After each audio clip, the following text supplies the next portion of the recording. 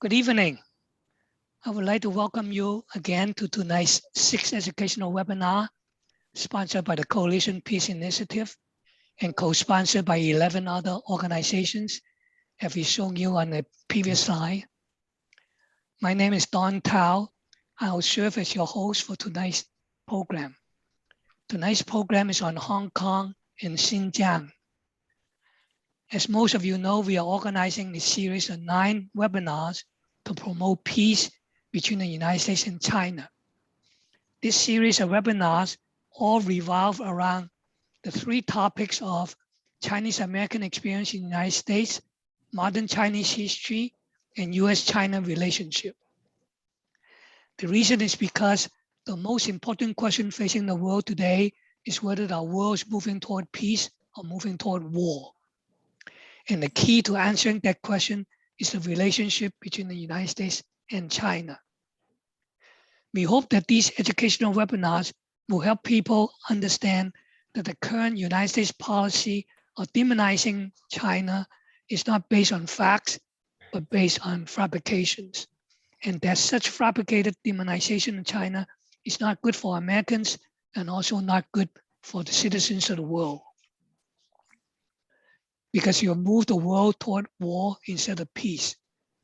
The consequence would be that critical funding will be allocated to the military and for wars, instead of using those valuable resources to improve our economy, rebuild our crumbling infrastructure, to work on global problems like climate change, pandemic, terrorism, poverty, illiteracy, discrimination, and promote peace. We hope that you'll join these peace-promoting organizations like our co-sponsors to help move the world toward peace. Thank you.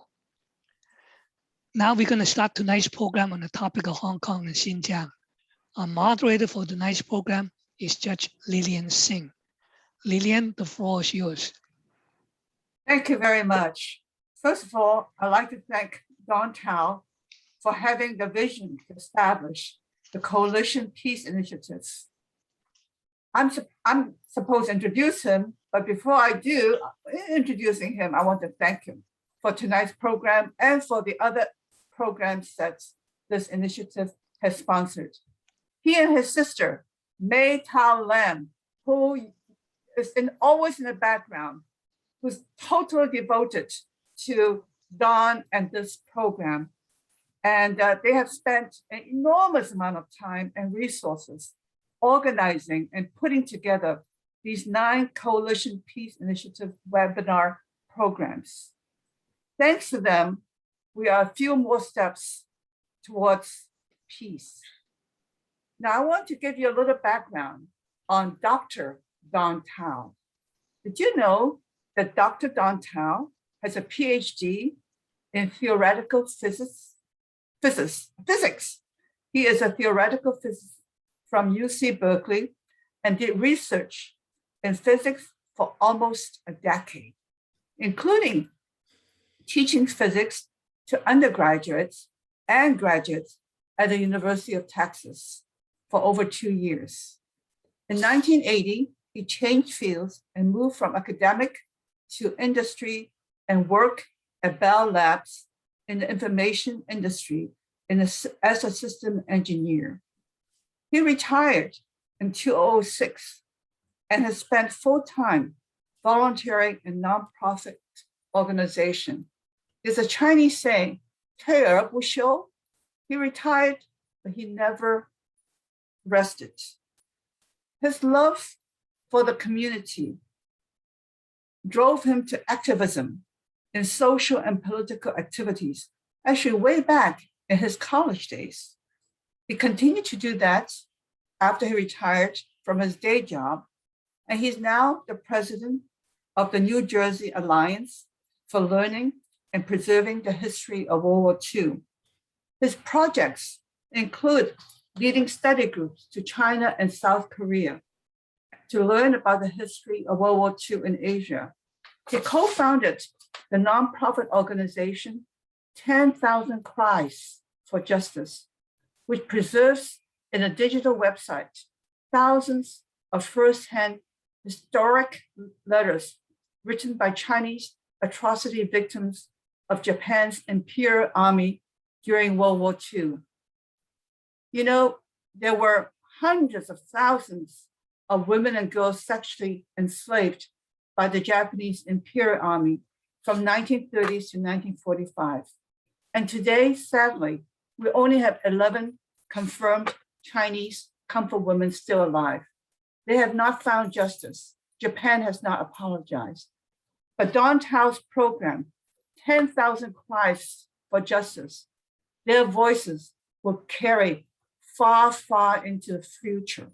So I want to thank you, Don, for doing that. Don Tao also regularly writes social and political commentaries. As if that is still not enough, Don Tao teaches Tai Chi.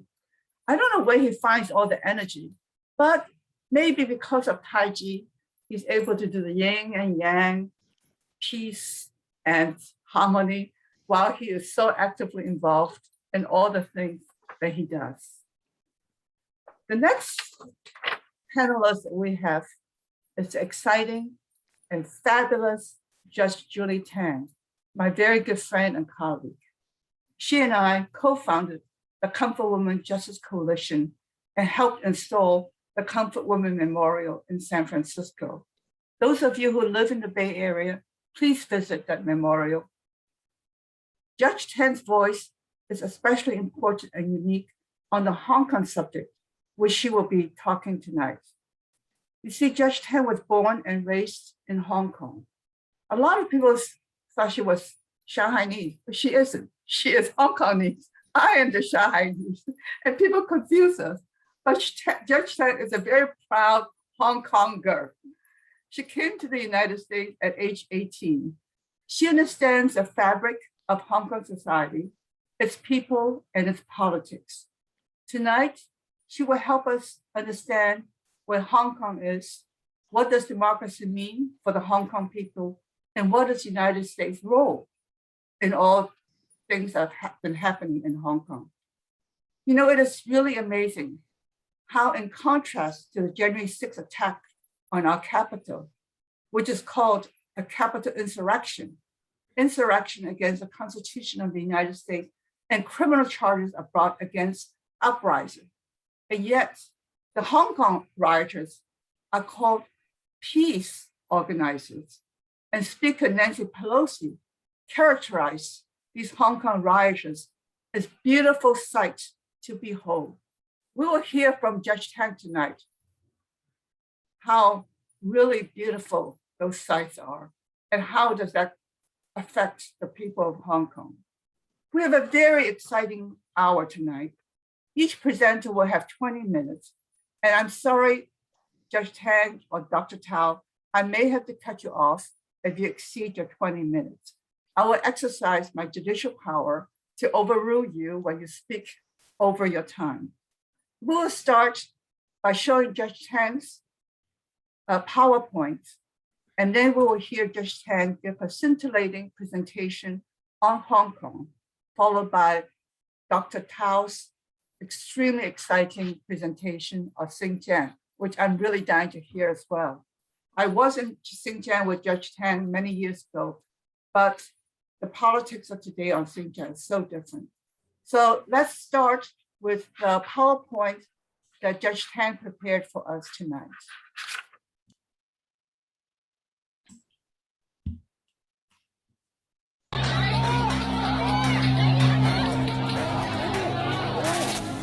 In recent months, many marches that began as peaceful and rational have devolved into violence, vandalism and arson, led by a group of radical protesters claiming to fight for democracy and freedom and hiding behind their black masks. They have attacked government buildings, vandalized MTR facilities and pro-China businesses, and have deliberately set fires across the city with no regard for law and order nor public safety. Businesses have been heavily hit, with tourism and retail plummeting. The impact of the protests on the economy is worse than the SARS outbreak. HK's aviation industry lost over 600 million Hong Kong dollars when the protesters blocked the airport in August. Inbound tourist numbers have plunged 40%. The MTR Corporation has so far suffered over 50 million Hong Kong dollars in damages. The lives of ordinary citizens are severely affected. Many dare not voice their opinions for fear of being bullied and attacked. MTR services are regularly disrupted by the so-called non-cooperative campaigns, when protesters block train doors and hold up MTR trains to prevent ordinary citizens from going to work. Many MTR stations have to be closed during protests. Citizens cannot go out during weekends, not knowing when and where the protesters might strike and wreak havoc. Their slogans and graffiti voice their criticisms of the government and certain corporations in the name of freedom and democracy, while glorifying violence and the goals they wish to achieve.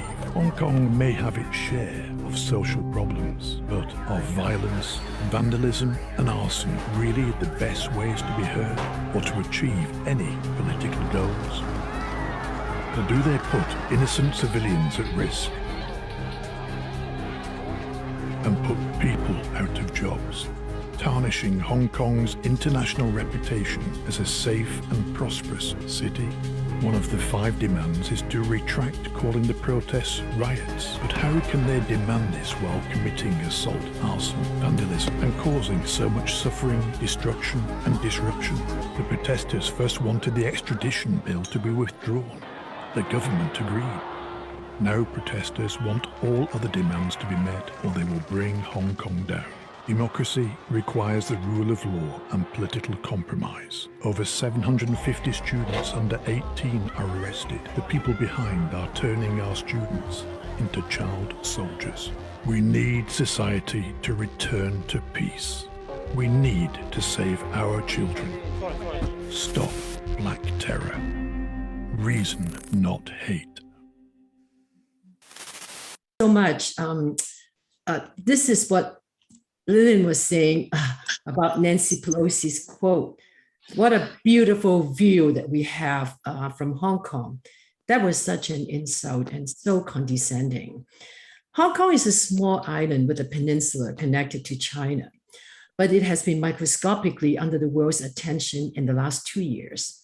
There's so much about Hong Kong that needs to be shared. But today I have only 20 minutes, and I know I'm going to be getting cut off from Lillian. So I'm going to use my time to share some essential points about the Hong Kong riots relevant to global peace and the need for the US-China Cold War to reverse course so that we can preserve peace rather than disrupt it. What you just saw in the video, what Hong Kong citizens witnessed and suffered for more than a year from March 2019 to November 2020. They witnessed a murder, a burning of a living person, arson, destruction of transportation facilities, attack on businesses and infrastructure, beating up and torturing of innocent civilians, in particular mainlanders who don't speak the Cantonese and only spoke Mandarin, targeting police officers for physical attack and bullying their children. Still, it was the Hong Kong police that did not kill anyone, kept injuries to a minimum, and restored order and civility back to Hong Kong. In early 2019, Hong Kong Governor Carrie Lam proposed an extradition law to send a Hong Kong man back to Taiwan, where he had confessed to killing his pregnant girlfriend. The law precipitated a demonstration, then a riot, led by a secret committee that had been planning it for a long time. No, it was not 1 million or 2 million demonstrators, as was widely reported. A block-by-block assessment done by the Reuters Group and the Hong Kong police assessment itself showed the crowds to be less than 300,000. Disinformation and propaganda framed much of the news about the Hong Kong demonstrations as reported by the mainstream media. And even after Carrie Lam had formally withdrawn the proposed extradition law, the violence continued, and the movement leaders refused to call a stop to the violence. And it became clear that their goal was not about the extradition law. The movement, which they called themselves leaderless, was funded by large sums of money from the United States. The rioters received sophisticated street protest training by foreign NGOs, such as the Amnesty International from the UK, Oslo Foundation from the US, Serbian group called Canvas, Open Technology Fund from the US, to name a few. These are experts in creating strategies for overturning governments using street protests. They or their proxies converged in Hong Kong on one single target in 2019, to cripple Hong Kong economically and destabilize China. Now, the Western media call the rioters heroes and heroines who were fighting for freedom and democracy. But the Hong Kong people saw it differently. They saw the rioters fighting to destroy Hong Kong, and many were committing serious crimes for money that came from payoff funds that came from the United States. The rioters and the leaders were agents of Western power, funded by the NED, aka America's CIA, to create subversion in Hong Kong. I want you to take a look at NED's own website. How much of our tax dollars have gone into Hong Kong in the name of democracy? But now I'm not able to. You want me to show the slides? No, it's not the slides. I was trying to share my own computer, but my own Zoom, but I can't find where I could do that. So I would just explain what the website would show, and you can always just check out the NED website. In the year 2016 to 2019, the United States National Endowment for Democracy website reports that it spent a total of $27,298,651 in organizing the local communities to spread propaganda on China. And in 2019 alone— Julie, excuse me, I just show your slide. Except that the NED website is not there. That's okay. Thank you. We'll show it in a minute. Okay, fine. Thank you. Thank you so much, Don. And in 2019 alone, the NED spent $642,933 in Hong Kong. Now, in Hong Kong in 2020, that amount was increased to $2,034,968. And we know why, because that was the riot. That was in the middle of the riot. Hong Kong NGOs, churches, advocacy groups, lawyer committees, trade unions, political associations are the recipients of these funds. They work with US-sponsored organizations in Hong Kong, and these funds have been dispersed actually since 1993. So you can see the money that has been going into Hong Kong to prepare for the final finale, a regime change. The Hong Kong riots, despite it being a well-funded, highly organized, media-savvy, and expertly trained color revolution, failed. It failed to get core support from the majority of the Hong Kong people. The people of Hong Kong exercised their democratic rights to refuse to participate in or support the Hong Kong revolution that was destroying the city. And as the riots started to lose support, only 100 or 200 people showed up at rallies called by the rioters. And then soon thereafter, it was just a handful. Can we turn on this slide? Yeah. Yeah. Hold on a second. Mm-hmm. Yeah, in the book, The Other Side of Hong Kong, which I recommend everyone to read if you're interested to find out the real facts about Hong Kong, not the fake information and all the propaganda that the media has been spreading. In that book, Nuri Vitaki, a journalist, he talked about the movement leaders. Now, most of the leaders have their pockets lined quite substantially. Jimmy Lai, for example, owner of the now defunct Apple News, which is a racist, anti-immigrant, and fascist publication, received millions of dollars from NED, which is CIA. He planned disinformation in his newspaper. He came to the United States, met with politicians, and urged them to sanction Hong Kong. He used slogans such as freedom and democracy, but have never said or written anything that explained what he meant by those words intelligently. He's now in jail for threatening a police officer and facing charges of national security law violations. He represents the epitome of the dissenters, many of whom are in jail, and others have fled to the United States and UK. Many corrupt individuals like Jimmy Lai are products of a toxic colonization system that taught is subject to self-hate. These people are the perfect pawns for the Western powers to take down Hong Kong. All right, next slide. Don, next slide. For years after Hong Kong returned to China, crime rates in Hong Kong were at a steady drop. Along with other Chinese cities, Hong Kong was considered one of the safest cities in Asia, if not in the world. Hong Kong people also enjoyed immense freedom and accolades from international communities. The conservative Cato Institute, which ranks countries and cities on the Human Rights Freedom Index, consistently ranked Hong Kong number 3 in the World Index on freedom and human rights for many years. And in 2021, I just checked, Hong Kong still ranks number 3 ahead of the United States, which ranks number 17, and Taiwan, which ranks number 19, both democratic countries. I know there are limitations in pollings, but one of the benefits of the polls is to confirm what people already know. In December 2020, about 1 month after the riots finally ended, the Hong Kong Public Opinion Institute, again funded by Reuters, surveyed 1,021 locals on how they viewed Hong Kong's role in this riot. 80% of them surveyed did not believe China has abused the one country, two systems model. Close to 70% support the one country, two systems. 17% favors independence from China, but it also makes more than 80% of the Hong Kong people who do not want independence from China. 2/3 of the Hong Kong people also overwhelmingly supported the national security law, a law that punishes those who colluded with foreign powers to commit terrorism, sedition, and secession in Hong Kong. But despite the overwhelming majority of the Hong Kong population who democratically voiced their support for China, Western leaders and those in the mainstream media continue to condemn China for allegedly crushing Hong Kong's freedom.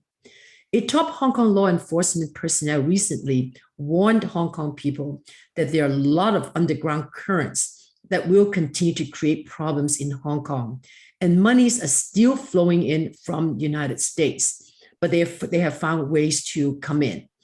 I anticipate we're going to hear more about this from Hong Kong.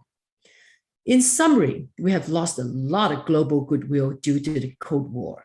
The increase in anti-Asian hate violence, a global phenomenon, is a direct fallout from the US-China Cold War. Don, you can take down that slide now. Okay. The anti-Asian violence will continue to rise, and it is not going to get any better unless relationship between the United States and China gets better. As Chinese Americans, there is a role for us to promote peace and cooperation between the countries, because these two countries tied us together. While there are limitations, and we may be at risk of being wrongly suspected as spies or agents of China, we cannot ignore how much of this Cold War is affecting all of us personally and as a group. But we have seen when the United States tried to destabilize China through Hong Kong, it has not worked. It only created suffering and tragedies. I believe Chinese Americans can play a peacekeeping role by engaging the American public with accurate information about our government and what they're doing and what it could do better. And we need to inform the public how NED, which is also known as CIA, has been spending our tax money and promoting war and dissension in foreign countries, such as China and Hong Kong, that bounce back to us. What NED does is what empires do. I don't think Americans wanted to live in an empire. Most Americans wanted to live in a country that they're proud to call home. It is time we stop messing with China's internal affairs and stop unnecessary spending on defense and acting like an empire. We need to go back to being a country that takes care of its citizens' safety and well-being. And that I hope I'm within my 10 minutes. I wanted to thank Don Tao, Mei Lam, and Lillian Sing, my good friend, and all the people who made this webinar possible. Thank you so much. Judge Tang, you're well within your 20 minutes. All right. First of all, I want to affirm what Judge Tang said about truth and accuracy. And this is what our webinar is all about. Judge Tang gave us a wealth of information, and it's hard to digest in 20 minutes, but please, her slides will be available. Take the time to digest. She has a lot of facts, and they're very accurate, and the truth will always prevail. Now, those of you who want to put in questions, don't put it in the chat. Please submit your questions in the question answer box. I will review them, and we have 15 minutes to answer questions. We now turn to Dr. Don Tao, the person behind these wonderful programs. And I must say, Don, because of your program, we are several steps closer towards peace and less towards war. Thank you for this program. Don, would you like to enlighten us with what you will be talking about in terms of Xinjiang? Okay. Okay. I'm going to talk about Xinjiang, and I title my talk to be Horror Story or Historic Transformation. You can all hear me, right? And see my slides. Okay. Yes. Okay, first I'm going to provide some background on Xinjiang, talking about the geography, ethnicity, culture, religion, and language. But I only have 20 minutes total, so I cannot spend too much time on it. First of all, Xinjiang is the largest province in China. It's in the northwestern part of China. It actually borders 8 other countries in Russia, Kazakhstan, Kyrgyzstan, Tajikistan, Afghanistan, Pakistan, and India. Okay, and Xinjiang is very rich in natural resources, coal, petroleum, natural gas, and also lots of water, good pasture, and also lots of sunshine. And so there's a very good farm for solar power. There's many ethnic groups, 13 major ethnic groups. The largest one is Uyghurs, but also Kazakhs, Tajiks, Huis, Mongols, and Hans. Okay.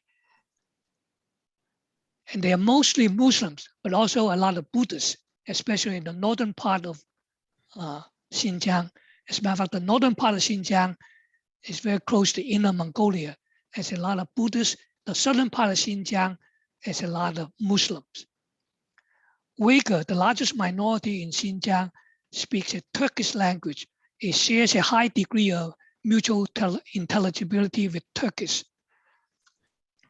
Okay.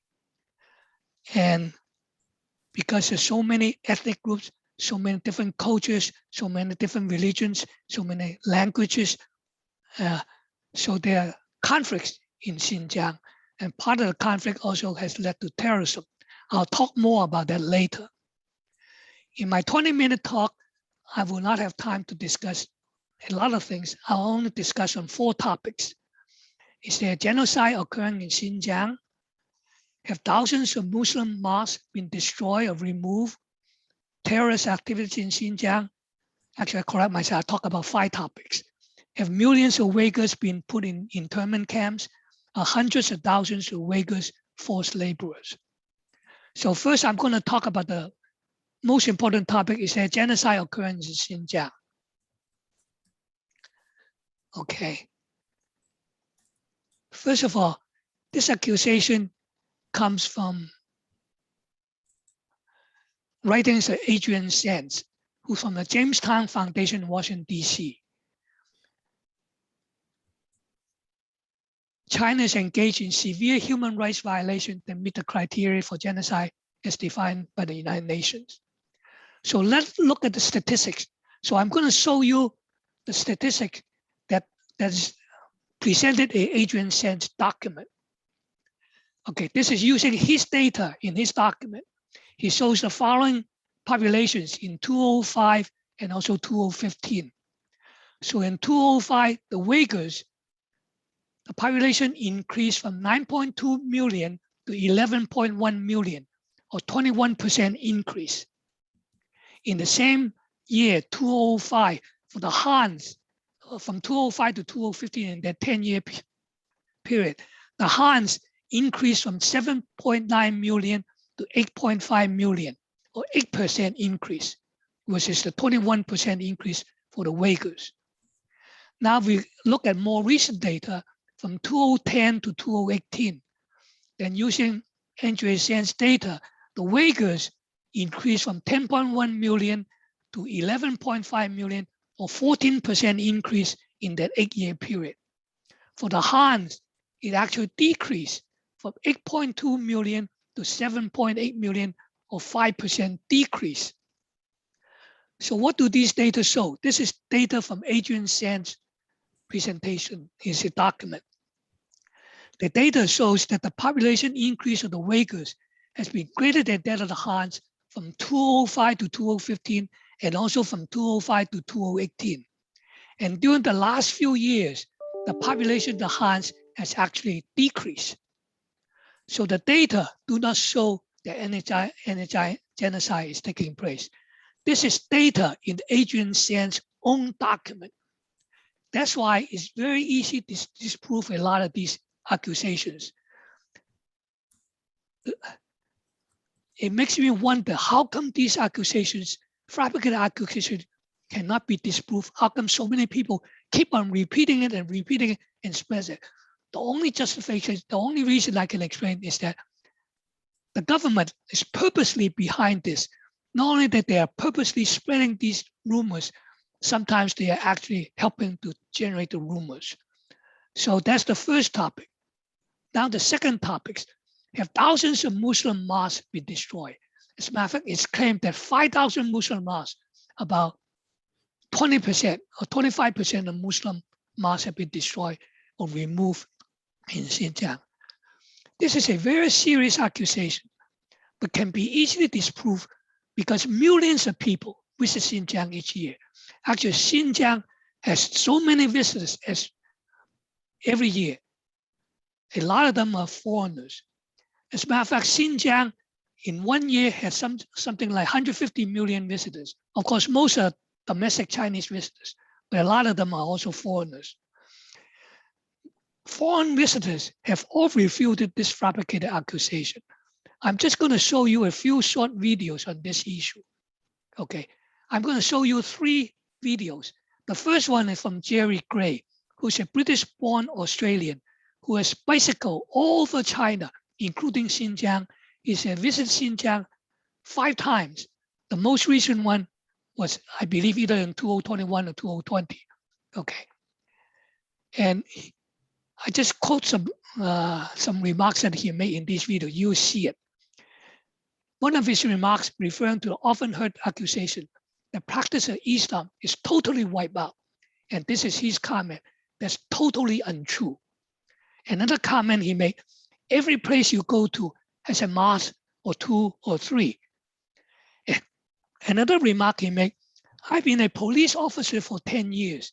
I've been in the security business for 18 years. I know what a secure building looks like. This is in reference to a lot of remarks about internment camps, secure, barbed wires, and so on. Okay, so I'm going to show you that, and then I'm going to talk a little bit more about two other videos. Okay, now let me see if I can find my video. So this is Jerry Gray, the British Australian who has bicycled over China, including no Xinjiang. travel block or ban. So when you were in Xinjiang, what did you see there? All of these things are quite apparent when you're living there or staying there. You can hear the call to prayer 4 or 5 times a day. You can see people going in and out of the mosques. This story that the practice of Islam is being wiped out is totally untrue. Now, if that story is untrue, what other stories are untrue? The story about the language being wiped out is totally untrue because you can see the language everywhere. And that's the point that I've been making on Twitter, and probably the point that has caused me most of the problems that I have on Twitter, where people don't believe me. And my question to them is, well, when were you last there? And they haven't been, and I have. And so they'd rather believe a story that they see on CNN or BBC. They'd rather believe that than a guy who they think is making up the story. It's really gone a little bit crazy that many of them start saying things to me like, but you can't ride in Xinjiang. And my answer to that was, well, yes, you can. They have a different culture, but they don't have a different language. But I can tell you, every town, every village, every place we went through has a mosque or 2, or sometimes 3 or 4 mosques, depending on the size. Even just traveling through a town which might only have 30 or 40 houses, there's a mosque. There are mosques everywhere. If you want to argue with me about something, you can discuss it. I'm happy if they say, what about? The big thing is, but what about the concentration camps? And I say, well, I didn't see any. That's all I can say. I didn't see any. There's definitely prisons in Xinjiang. Show me a region of any country that doesn't have a prison. I've been in hundreds of prisons in my life for the right reasons, not the wrong reasons. I spent 10 years as a police officer, and I spent 18 years in the security industry. I've been in a lot of prisons. I know what a prison looks like. I also know what a secure building, a secure school, a secure service station where you buy your fuel. I know what these things look like. It's very, very secure. I understand that, but they're not prisons. And schools with barbed wire fencing, they're not prisons. The kids can come and go. That's normal. Okay, in this pause, there's a next video by Fernando Munoz, who's a Colombian, and also Noel Lee, an American. And a couple of the remarks is that there's a mosque, this is a mosque everywhere. And Lee was especially impressed by the children he saw. So he's the... My visual understanding of mosques from Singapore is that they were structured in a certain way. So when I was looking for these things, they were actually not present, but they were actually there. So Fernando was the one that pointed out to me that these are mosques, when I didn't actually know that these are the mosques. So Fernando can add on to that. Yeah, the thing is that when we think of a mosque, we think of like a grand structure. Correct. Think of Istanbul, think of Xi'an, right? But mosques are like churches. I mean, you can have churches that are tiny, small, like just a congregation where people go there and pray. So we're walking around the street like, that's a mosque, that's a mosque. And I'm like, huh? And they don't really look what you picture, the big dome. No, it's just mosques are everywhere. The one thing that remain, and it's a good thing, not a bad thing. But what has gotten me as an everlasting impression at the moment is basically the people there, the children especially. Nice. I mean, the old people, I see the old people, right? They're old and they're sort of like laid back.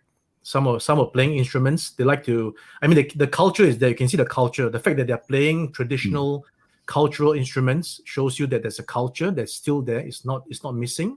They are making their cultural wooden crafts. And the children are beautiful. Right. And yeah, same thing. I would love to go back again. And Okay, the third video is from the Canadian Daniel Dumbrill. A couple remarks referring to witnesses and journalists making accusations on Xinjiang. And he said, doesn't matter that it doesn't remotely resemble honest journalism. And he also said it's a ridiculous statement that this population... in a major way by CNN and BBC recently. and is someone who's on the third version of her story, wildly deviating from the first, and whose passport renewal date was oddly the only thing blurred out by the CNN report, because it turns out it's a giant hole in the story that nobody's talking about. It would be odd enough if China would grant a passport to someone they're trying to genocide, but it would be even more odd that her passport was renewed during the time she said she was under arrest. So the need to blur that out becomes quite apparent now. But this obvious deceit and hole or you're against us. There's no room to question the narrative. You can't stand in the middle while trying to figure things out. Instead, now, we're expected to believe that a population in China that has been growing faster than the majority Han Chinese, in part because they weren't subject to the one-child policy, where they have 20,000 mosques built for them, where their script is written on all the national currency, something we don't even do for our indigenous populations in Canada, where the biggest star in China is a Uyghur woman who was recently signed on by LV as their brand ambassador, where Uyghur kids can get into top universities easier than Han Chinese and have specific halal foods prepared for them in the canteen and prayer areas on campus. We're expected to believe that this population is being eradicated. It's a ridiculous statement, whether it be in a literal sense or even a cultural sense. Okay, I'm going to go over very quickly. The next topic is there are terrorist activities in Xinjiang. Okay, the quick answer is there is. And let me just show you, I'm going to skip over this. But I'm just go over the major terrorist activities in China in Xinjiang. The largest one was about 10 years ago. As now 1 year before we visited Xinjiang in 2010. And July 2009, there was a massive coordinated terrorist attack in multiple places in Urumqi. That's the capital of Xinjiang, killing over 200 people and injuring around 2,000. And then there's also an incident in Tiananmen Square in Beijing in 2013. And there's also a major one in Kunming in southern China, in a railroad station, a knife stabbing, killing 31 people and injuring 140. There are several others, which I will not have time. Okay, so the bottom line, the conclusion is that there is terrorist activities. As a matter of fact, there's a movement called the East Turkestan Islamist movement. Okay, it's called East Turkestan. There's no country called Turkestan. They call East Turkestan, and they wanted to make it independent, make Xinjiang to be an independent country, which they call East Turkestan. So the people who have been involved in these are actually, let me get back to the previous slides. These terrorist people included the ones who are involved in terrorist activity in Afghanistan and so on, the Taliban and Al-Qaeda headed by Osama bin Laden. They also included Uyghurs, original from Xinjiang, who have been involved in terrorist activities like those associated with East Turkestan independence movement. Okay, and these supporters also supported other terrorist activities, such as in Syria, where they fought against the Syrian Russian forces. And that's why in 2002, both the United States and the United Nations declared the ETIM, East Turkestan Islamist movement, as a terrorist organization. That's why some of the Uyghur terrorists are actually imprisoned in the Guantanamo Bay prison. So that's the bottom line on that. Let me go on to the next topic. Have millions of Uyghurs been put in internment camps? This is another accusation from Adrian Sands. He claims that as many as 1.8 million Uyghurs in Xinjiang have been put in internment camps. Remember, the whole population of Uyghurs in Xinjiang is only 12 million. 1.8 million, that means almost 1/6. Every 6 people, there will be 1 Uyghur put in internment camp. And this is such an alarming accusation, such a huge number, that a lot of visitors will be able to see this, whether it's true or not. Okay. So accusations like this can be easily refuted. So for example, by some of the videos that we saw earlier. Okay, now, because of terrorist activities, some Uyghurs are actually in prisons, and some of their relatives may be in guarded political education centers. And some may have disgruntled about the multi-ethnic society and may be sympathetic to East Turkestan Islamist movement ideology and they may be in re-education training to help them understand that advocating independence for Xinjiang is not in the best interest of the Uyghur people. But the large majority are in various types of school to train the large number of lowly educated and unskilled workers so they can become more productive members of the society. This is a very important point, and these people who fabricated these accusations do not see it, and they actually purposely do not see it and purposely ignore it and present other arguments. This is a program that has allowed China in the last 40 years to lift about 80% of this impoverished population out of poverty. This is a well-admired accomplishment all over the world, except that it's being accused just the opposite. They are being put in internment camps, whereas they are being put in re-education centers to try to retrain them to be more productive members of society. John, I have to stop you now. Okay. Thank you so much, because we have a lot of interesting questions, and a lot of them will be directed to you. Let me just make one remark. The last point is also related to the Uyghur forced labor. The same argument is applicable there. Thank you very much. Thank you, John. There are a lot of questions, and they're really good questions. And I think the questions will get very exciting discussions as well. I'm going to go right back to you, Don Tao, on some of these questions. One person asked this question: if these comments are true, your comments about the Muslim people, what value is it for the United States and the West to tell a totally different story? Why would they do that? So basically, the question is, why is the media representing such a different story than what you and Jerry, what's his name? The one that did all the videos that visited China? Dumpio did. I mean, why are there so different viewpoints? So please elaborate why the United States is doing this to China. Okay, that's a very good question. Okay, I think the United States should actually work together with China and other countries on a win-win situation. But that's not the question. The question is, why is the United States doing it? I'm coming to that. Okay, the United States feels threatened by China. Okay, it feels that China is going to overcome the United States as economically as number one. Okay, and that makes them so defensive. They don't want that to happen. So they want to do everything to try to knock down China. But whereas that is not going to help the United States. Doing that is not going to help the United States and help the world. Okay. So they are so much against China to be able to compete successfully against the United States. They want, and that gets to people to question about the system, the United States government, and also question about whether the government is doing its best for the American people. Okay, you look at the crumbling infrastructure, and you look at various things. You look at the COVID-19, and so the U.S. government is doing all kinds of things to try to overcome that, and the United States government has the mass media in its place. You look at the New York Times, the Wall Street Journal, the BBC, the CNN, and so on.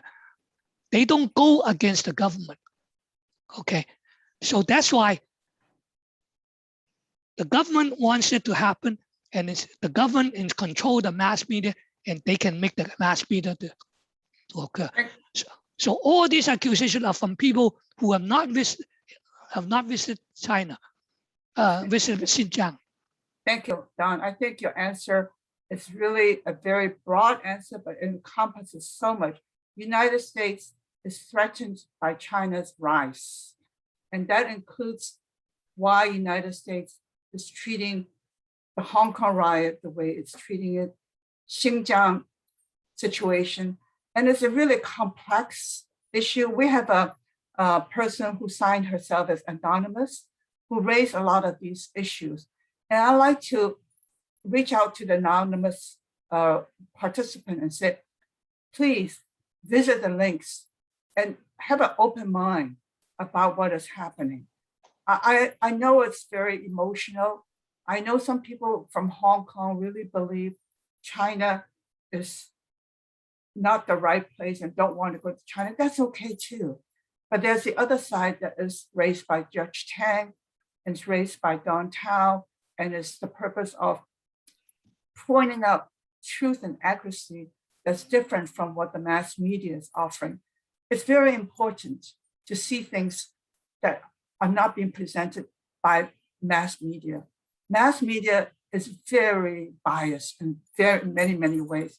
So I'd like to turn to one question that was given to Judge Tang, actually.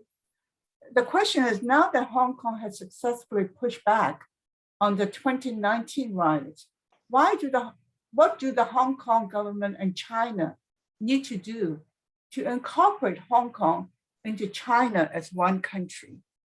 Yeah, in the 23 years that Hong Kong has been become part of China, it really has not done very much, the government itself, to expedite the decolonization process. It has allowed foreign powers to define Hong Kong people's culture and politics. It would take a lot of efforts to close the gap at this point. I think it's going to take another generation through education, social advances, and a more involved China to help the locals to overcome anti-China sentiments that were cultivated in colonial times that were still very much present in all levels of Hong Kong society. Economically, I understand there are a lot of projects ongoing.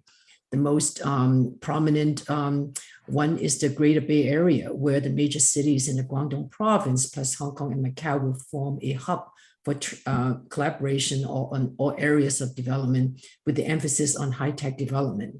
The Chinese liaison to Hong Kong has taken a strong interest in housing development in Hong Kong, housing being one of the top, if not the top concerns of Hong Kong. And China should include Hong Kong in all areas of social, cultural, and educational development, while giving Hong Kong a free rein for self-governance under the one country, two systems, which it has.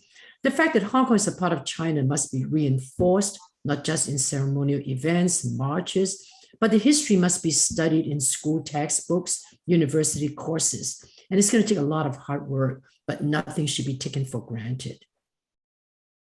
Thank you, Judge Tang. I think we are just at 6:01. I just want to say that as a judge who has been presiding in criminal court, and I know Judge Tang has also presided most of her life in criminal court, I'd like to share with the person who signed in as anonymous that the US has the largest prison population in the world and the highest per capita incarcerated rate.